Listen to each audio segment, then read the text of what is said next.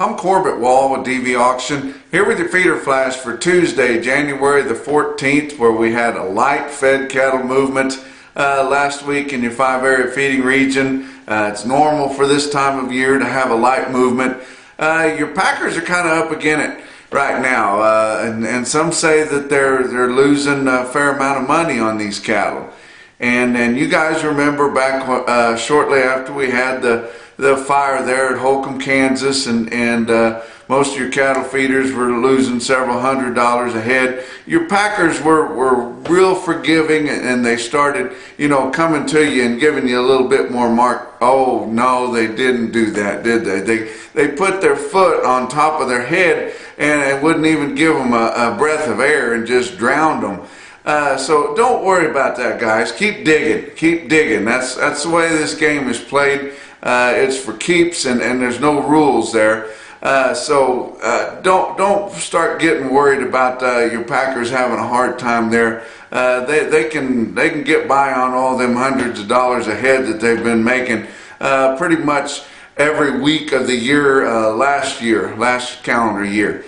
But let's look at the board. February live cattle futures down 87 cents at 126.55. April down 42 at 127.52. January feeder cattle down $1.57, excuse me, at 146.02, and March down $1.60 at 145.85. Your weighted average on last week's fed cattle trade on a direct basis in the 5-area feeding region was only 58,200 head. And like I said, if your packers are losing some money, they don't want to have to buy any more negotiated than they have to. But they were getting some cattle absorbed, and they'll keep the chains moving at a decent rate as we work through these cattle. They just got to start working on their cutout values and get them up, and that choice select spread on your cutouts is just completely went to almost nothing. It was just over $3 on last week's trade, on the whole week's trade there. But it's been pretty narrow, and just not being able to get that big premium for your higher quality product. But 58,200 head for last week's volume compares to 71,000 a year ago, and 71,000 a week ago, and 62,700 the same week a year ago. But let's look at your market on live sales. Last week, your live sales on steers and heifers ranged from 123 to 127, mostly 124, but there was enough of that 125 and 6 in places like Iowa that it did lend some support to your weighted average. And so your weighted average on live steers was 124.47. That was 26 cents higher, and we thought it was going to be kind of steady week, but you got such a small volume there, it didn't take very many sales. And actually, if you look at the distribution of the different prices, there was 24,500 head. Steers and heifers bring 124 to 124 and a half, but over 5,000 head from 126 to 126 and a half. So that's where it came from, and most of that was in Iowa. Your dress sales, steers and heifers, ranged from $1.96 to $2, but it was mostly $2. We didn't see anything any higher than that. I had some guys telling me that they'd heard of some sales in Colorado as high as $2.03, but I'm sure they put a kicker on them or something and were able to call them a formula, so they didn't get reported. But $2 was the top of the market, and that was where the bulk of your sales were. And that was sure $1 higher just on the face. And your weighted average on dress steers was $199.74, $1.14 higher than the weighted average on dress basis from the previous week. But nationwide, your negotiated sales of fed cattle, 73,200 head, and we should be getting a lot more than that in your 5-area, guys. They're just continuing to pin down and pin down. They don't like what's going on right now, and they know if they continue to eliminate and dry up all of our negotiated trade, that they won't have to deal with these kinds of days very often. But 73,200 head, and about 18.5% of those for the 15 to 30 day delivery. Let's talk about feeder cattle.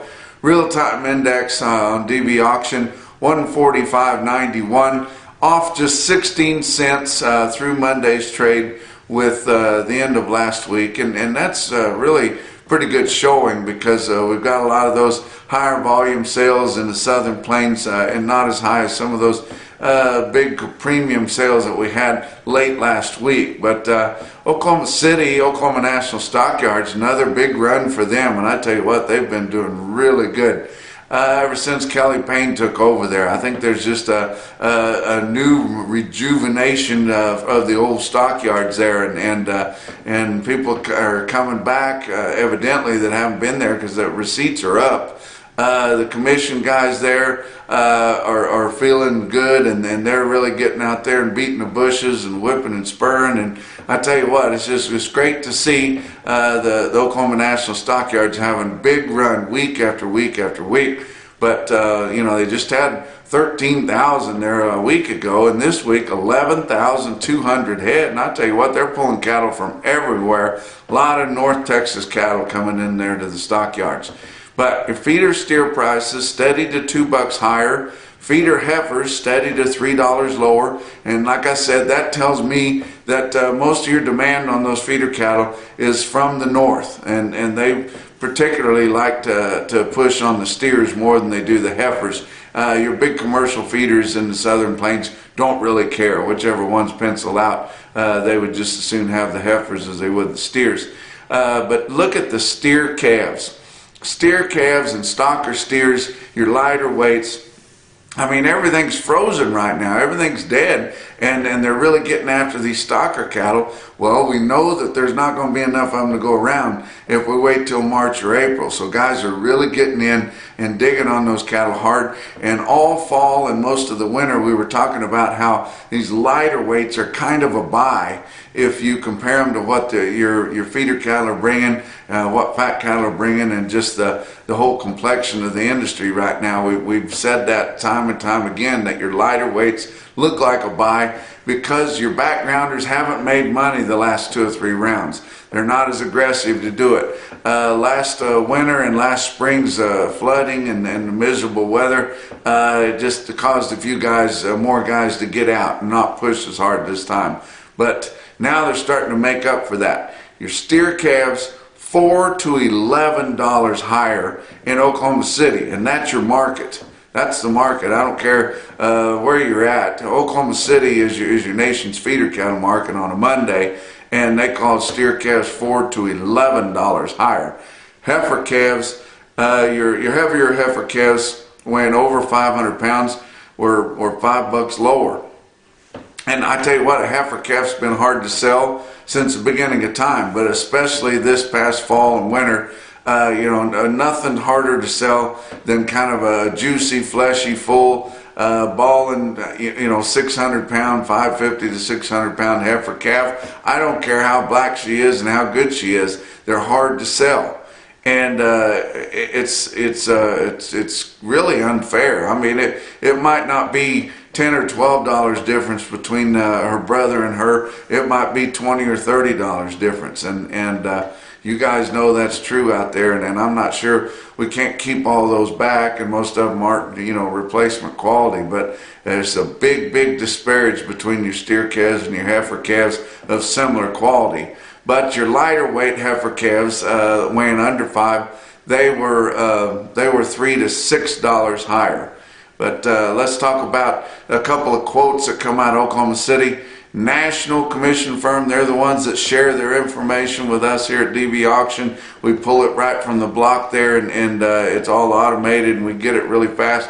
They sold 100 head, 841 pound steers at $147.75. 100 head of calves, 537 pound steer calves at $181. That's pretty darn good. Joplin Regional Stockyard, 6,300 head there. They underestimated, and you don't see a sale barn or an auction market do that very often, but Joplin Regional Stockyard's underestimated and they had 6,300. They were only calling for about 5,000. So guys are moving them. The weather's pretty good. They kind of had some wintry, icy type weather over the weekend, but it's popped back up now, and we're seeing unseasonably warm temperatures pretty much all through the southern part of the United States, at least on the west side. I think the southeast is still dealing with some of the wet and the tornadoes and all the wetness and storms that they had over the weekend. But tell you what, it's going to be 70 degrees in Amarillo on Tuesday, and hopefully not as windy as it was on Monday. But Joplin had their steers under 650 pounds selling $2 to $5 higher, and then all other classes similar to Oklahoma City. The heifers didn't sell as well as the light steers. Your bigger yearling cattle, bigger feeders, they all sold steady in Joplin. I got to see Bailey and Skylar Moore there in Columbia over the weekend at the Missouri Cattlemen's Association convention and trade show, and tell you what, that Joplin market's in good hands. Those guys are young, and they're aggressive, and they're hungry, and they're doing a good job, and they'll be there for a long time.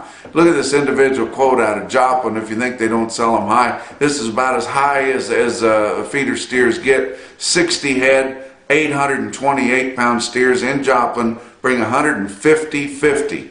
That's a big quote. A couple of other individual quotes. Russell, Iowa, Russell Livestock Auction, they had a good sale there. Look at a quote on some big steer calves, 54 head of them, weigh 623 pounds and $164. And Martin Livestock Auction in Martin, South Dakota, was by there just the other night, and I saw all the pots lined up there, and they're having big runs. 78 head, 743 pound steers in Martin, South Dakota at $157.75. And that's your feeder flash for Tuesday.